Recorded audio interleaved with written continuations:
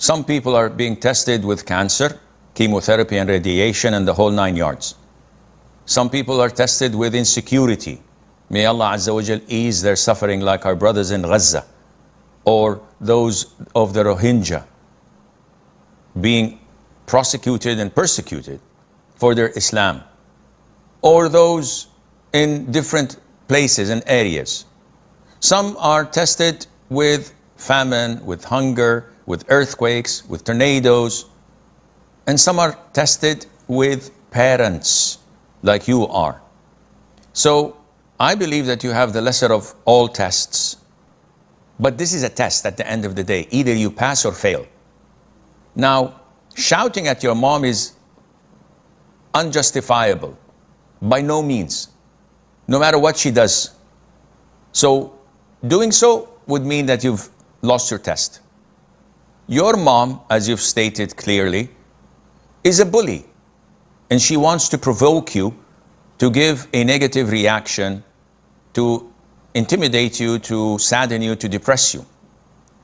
You do so, you raise your voice, you react in a bad way, she feels that she won and you've lost.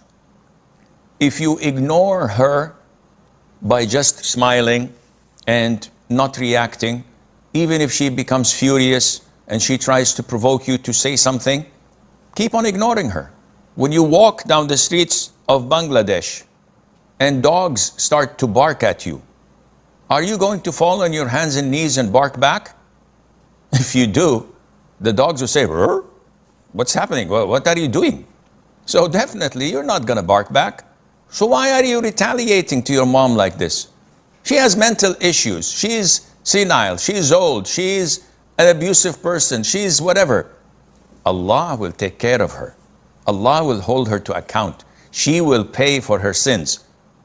That does not justify you reacting in that way, because then you will pay for your sins and you will be held accountable. So it's difficult. I know it's not an easy thing to do. At the end of the day, this is your test from Allah. If all is predestined, why do anything? People are usually confused. So they ask, is everything written down of our future? Yes. My spouse? Yes. My children, my provision, whatever is going to happen to me until I die? The answer is yes. The Prophet told us, alayhi salatu wasalam, when Allah the Almighty created the pen, He ordered the pen to write. And the pen asked, what should I write, O Lord? And Allah said, write the destiny of all of my creation till the day of judgment. The Prophet tells us, alayhi salatu wasalam, this was 50,000 years before Allah created the creation. So this was before creating the universe as we know it. 50,000 years before. Everything is done and over with. So now the confusion lies. If Allah has predestined everything is going to happen in my life, so why do anything? So do you mean to tell me if I hold a pen and I decide to let it go, it's written in my book, it's written in the preserved tablet in the Lawh al-Mahfuz? I said yes. So if I drop it, it's written. I said yes. If I decide not to drop it, it's also written. So whether you do or not do, everything is written. So I've dropped it. It's written.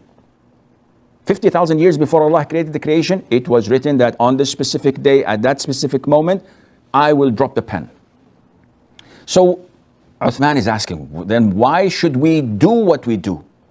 Well, usually people think of the consequence, of the result. And they say, okay, I'm sick. Is it written that I will be cured?